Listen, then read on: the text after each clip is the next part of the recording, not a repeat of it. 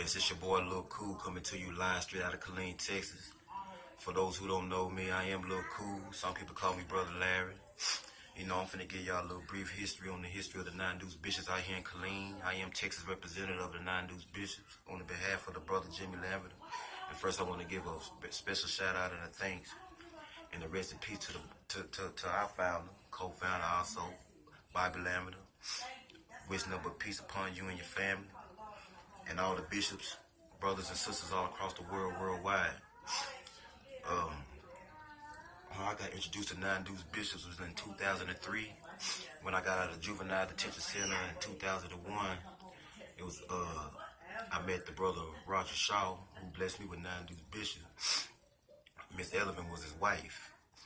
She was a correctional officer inside the Bell County Juvenile Detention Center, where I was actually incarcerated at for the time being for like a little bit over, I think it was like 10 and a half, 11 months.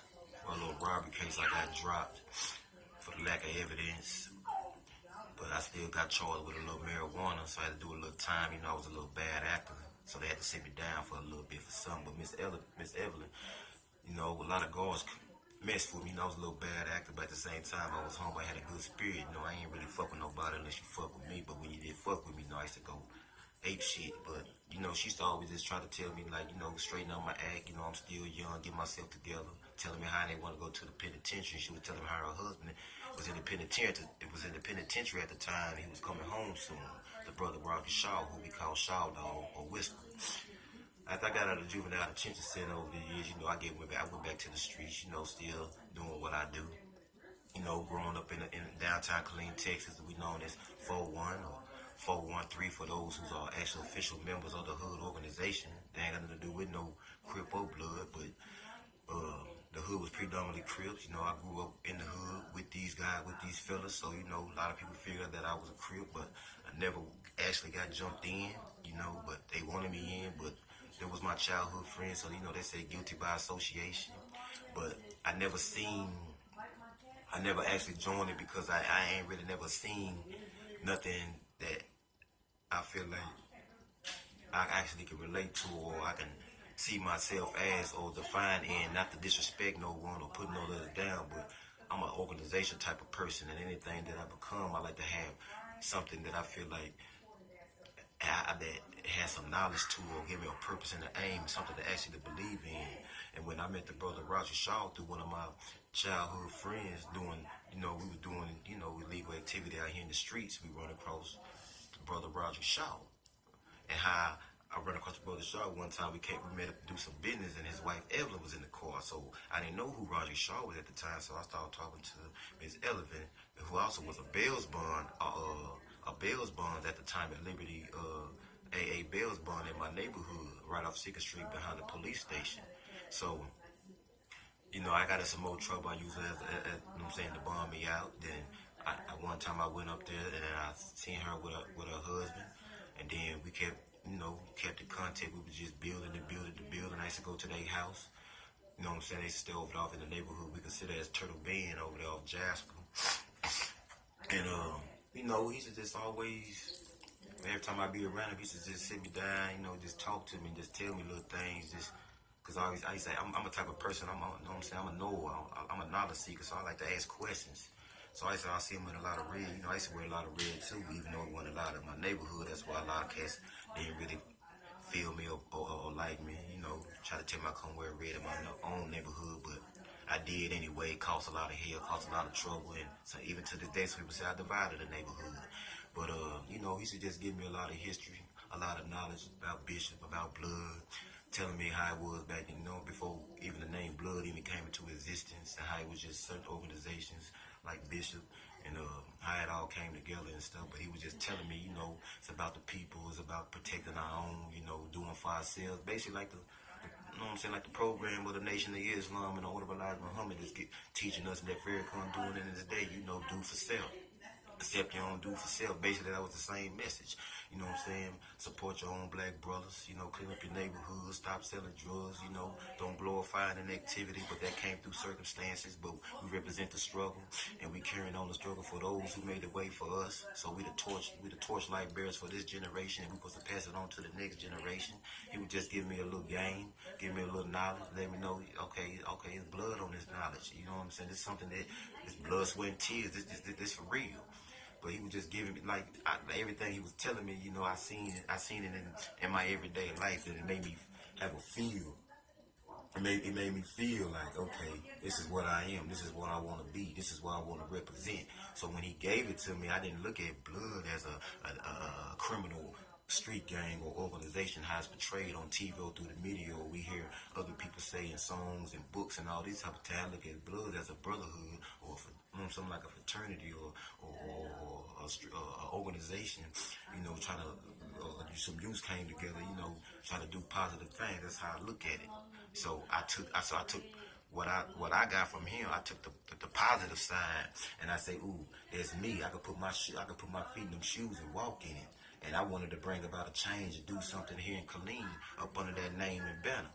So, you know, over the time frame, or the being, you know, like I say, I grew up in a neighborhood downtown Killeen, Texas, known as 413.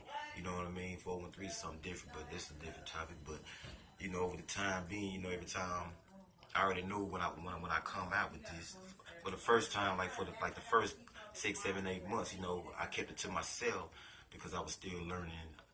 I was a baby. I was still learning what Bishop was, and how to properly represent it and propagate it and establish, knowing that it's gonna come with some bloodshed. It's gonna come with a whole lot of chaos and confusion because of the understanding of other people. And me being in the predominantly Crip neighborhood where red was never ever established in this neighborhood, to where if you was to put this color on, I seen boys get ran about the community. I seen people, like everybody know, you can't come downtown Killeen, Texas with that red on, but I kept it on, and I caused a lot of confusion. I caused a lot of what people say, I the one divided up our community, I divided up our hood, but that's, to me, that's ignorance, that's foolish talk. But you know, Nine-News Bishop, you know, he taught me, you know what I mean, gave me the history, and over the time being, he's telling me how he see how the Bloods out here in Killeen, Texas, how they was rocking, you know what I'm saying, how they was carrying themselves, and he was just telling me that ain't the way it is. So, you know, he kept giving me the game, and you know, over a time period, I wanted to grow. I wanted to, you know, pass this knowledge on to some brothers. Let brothers know, man, there's a positive side of this. This is what it really is. You know what I mean? Me already known in my community, known in my city at a young age, to where when I'm 16, 17, like when I'm like 17, 18, 19, you know, in my neighborhood, you know, a lot of people look at me as at that time as a hood OG, because a lot of people of my age was already gone. You know, I was coming up on the people. You know, I was putting in a lot of work in the neighborhood for the neighborhood. You know, so a lot of people looked it up to me. So when I just, you know, and out of respect for the hood, I just ain't come out with it at first. Every time I did came out with it, you know, like back in 9/8, before I even knew about Bishop, when I just wanted to be a blood, you know, the whole community came and wanted to jump on the nigga, because they was like, man, that ain't allowed, we ain't rocking with that. So every time I wanted to come out and be myself, you know what I mean, it was like I was threatened with death, I was threatened with violence, you know, I was threatened with being cast out the neighborhood, to where it was like, you know, and then like my brothers in the neighborhood, my sisters in the neighborhood, my childhood friends in the neighborhood, so I really didn't want to lose that. So I feel like I was pretending I wasn't being myself, I wasn't being real. So by the time I really got like 18, 19, I was just like, fuck it. This is what it is. This is who I am. You gonna like it or not? But this is how I'm represented. I didn't come out. You know, when I came out with Bishop, the first place that I actually established it was in my community, right here in Killeen, Texas, in 2003, 2004, and you know, when a lot of people, childhood friends I grew up with, like a couple youngsters that was younger than me, seen that, they was like, man, we respect KOOL. You know what I'm saying? We fuck with KOOL, man. I wanna, you know what I'm saying? They seen the light. They seen the light that can lead them out of darkness. They, you know, so, you know, they start coming to me like, man, teach me that. I want to become that. And the first thing I tell them, why you become this? You know anything about your black history? First, if you want to become this, you gotta go. You gotta know your black history. You gotta know what this about. You gotta know what this struggle about. Cause this is what we represent. It ain't about the color. It ain't about throwing up CK. It ain't about putting band-aids on blue shirts and all that. Cause that's foolishness. That's ignorance. You know what I mean? That ain't got nothing to do with protecting and standing for the community. That ain't got nothing to do with looking out for your brother. Want for your brother what you want for yourself. So I gave it to him like that. So in my neighborhood, like the first 3-4 people that started coming that actually joined the organization with me was my brother Tank, my brother Richard, Phil, Jell. There was like the first 3-4, and I had asked Roger Shaw, like, man, when can we grow into a family? You know what I'm saying? When can we expand and make this something bigger? Let them know it's a positive side to this here, and we can show people that we about change, just like what the brother Jimmy got going on, the Trop, the rebuilding of the people. See, I was on this already in the beginning, in the mid 2000s. When I was out here propagating and establishing this bishop out here in Killeen, Texas. So, and that's the way I gave it, that's the way I represented it, and that's the way I'm gonna keep giving it and representing it. And so the brother Roger Shaw was like, man, you got, get you like 5 guys that who you can trust that can help you establish and get this thing going. So, I had my boy Ty, my boy Rich, Phil, and Jalapeno, and myself. So we started in our community in the 413 predominantly Crip neighborhood. We went through hell establishing it, but hey, this establishing, and we well known out here, and we well respected. And then from that, I was known in the city, and they call me KOOL, they represent my character, so, I can go in anybody's neighborhood, because I was respected, because I was known for the work I put in, but I said they know I ain't no trouble starter either, you know what I'm saying? Like, if you bring it, I'm going to give it to you, but besides that, I'm a good brother, I'm going to build with you. So, from my neighborhood, we spread it to Long Branch, Texas, where I met my brother Jabo, BIP. He dead and gone, but he gonna live on through me. So when I met him with another neighborhood, from my neighborhood, I met with Jabo, DC, C-Wheel. We got established over there. And then from there, we spread it to Willow Springs, where I met it with my boy who's locked up in the fridge, Free Chuchi, and DJ, he dead and gone, BIP, my boy Chris Hayden, Jock, Lil Steve, and all them. We just kept spreading, and our name is starting to fly through our Killeen, and everybody seen how I had it, to how I had these boys, these young brothers on knowledge, and try to do positive things and let them know, like, man, we ain't out here banging, we ain't out here central, man, we out here on some positive vibe stuff, and the way how I had these brothers, how they think and move, everybody was just talking about it, so it's just like when a new song or a new shirt or a new pair of shoes come out, people hear about something that's attracted to the mind, attracted to the eye, then they seen that, okay, because Killeen ain't really known for organization like that unless you like a GD. That's the only thing that we seen in Killeen that was really just organized was the Gangster Disciples, or you say growth and development. So when I come with the organization to the degree that I understood it at the time of my age and knowledge, but that still caught the people's attention. So more people wanted to join. So then that's when we spread it to Heather Glen with my boy D Mason. Then we spread it to Marlboro Heights with my boy Tom and Janka. And we just kept growing and growing and growing. And we just I wasn't really too big into numbers. I was about the quality. That's why out here I ain't act like we just got hundreds and hundreds of people. I could have, but like I say, it's not for everybody, and we don't accept anybody. We did know like how they was giving to me. It's supposed to be something positive, so we didn't do no down here how I did it with the brothers. I made everybody go research their history. Know this is what this is about, and get a knowledge of self. Figure out your talent. What can you bring to the table to help spread this bishop organization and help build a bishop future and something to pass on to the next generation and let them know like y'all gonna be the next leaders. And this is what we took it to, but now we gonna hand this down to y'all and see where y'all can take it to from where we left off at and keep the generation and the cycle going like that. So that's how the reason the 9 News Bishops came down here in Killeen, Texas, and that's the history of the 9. That's a little short, brief history of the 9 News Bishops. But now I want to speak on the Trop program with the brother here, Jimmy. I reached out to the brother Jimmy when I got out of prison in 2017, January, just reaching out because, you always want to know your roots, you know what I'm saying? What is what, who's who, what's going on? Because if you ain't really got no connection to the mother, you're lost. You just really out here representing and not know what's going on. So I reached out to the brother through another bishop brother out in New York through Facebook, and I seen how they got things set up out there. So I got in contact with the brother Jimmy through one of them brothers, and the brother Jimmy hit me up. I talked to him on the phone. We start, then over the time being through our phone communications, I was just letting him know the things I know, giving a brief history of the bishops out here in Killeen, Texas, and he liked the things that I was saying. He seen that the words was coming out of my mouth. He knew how my mind operated, and he told me, man, we need more young brothers like you.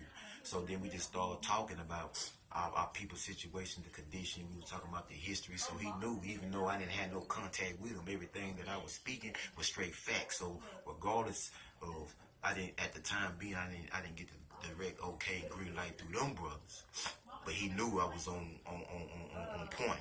So me and the brother Jimmy build a relationship over the phone, and we talk 3-4 hours, just sharing ideas, the concepts, telling them what I'm saying about the madness and the chaos in the world today, and how the gangs got from where they, got to where they at today, and what he's trying to do. And I told him I'm willing to help support that. He was telling me about the TROP program and telling me about how he want to get black on, trying to get, not just bishops, not just bloods, but Crips folks and people who ain't got no type of title or type of affiliation with any type of organization, or anybody who is a part of any organization, like how we need to come together as a people and do some things, like without the assistance of the government. But if they do want to help, we gonna instruct them of how to help us. But for the most part, we gonna do this ourselves, like the way it's supposed to do, like the way it's supposed to be in the beginning.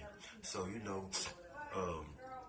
so right now we just talking about the history, and that was just a little brief history. But in the future, we're gonna do a bigger documentary to give you a fuller history and have some more brothers on here to talk and tell you their experience, their history, and how Bishop came out here in Killeen and how it operated, and what we trying to do today, and how to support and connect with bishops worldwide, and also support the TROP program that the brother Jimmy had created.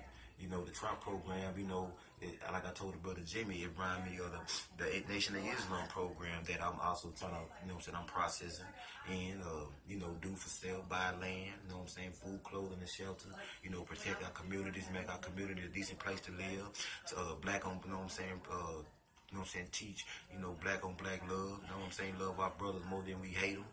And, get everybody come one like in mind, come into knowledge, put money into the pot, and invest in black businesses and black communities, invest in the youth, give them a knowledge, show them a better way. But we can't, put the guns down, put the flags up, because all that was just for a period of time, dealing with generations over the time. And I just ask you brothers to support support the TROP program, the rebuilding of the people. Because when you look at the word, the rebuilding, that means that something that needs to be real, that needs to be a people that needs to be rebuilt is the people that has been already destroyed, a people that's already been broken. So how can we rebuild the people? You know what I'm saying? So that's why, like in what the brother Jimmy stated in his paperwork about the TROP program, that he trying to, rebuild our own community, dealing with housing, roads, infrastructure, agriculture, farming, business development, schools, rehabilitation centers, reentry programs for ex-felons and etc.